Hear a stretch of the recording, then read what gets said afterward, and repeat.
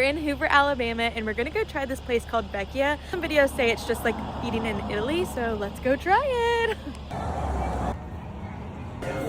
There's their pizza oven.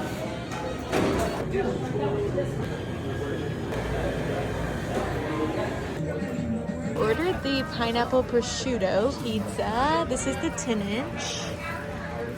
Looks yum. Got the chicken parmesan. It comes with a garlic knot. It looks really good. The only bad thing is they give you like plastic silverware, which I wish we had real silverware, but I guess we'll eat this with plastic. Okay, pizza. We had the spicy pineapple pizza, and I'm giving it like a 7.2. Had a really floppy crust, which it needed to be prosciutto. Sorry, spicy pineapple prosciutto pizza. So 7.2. It needed a bit better crust, I feel like, but the flavor profile was really, really good. The what was this? Chicken parmesan. I'm gonna give it a 4, like 4.0. I didn't really like it. It tastes really like store-bought parmesan or chicken parmesan. So that's my honest opinion.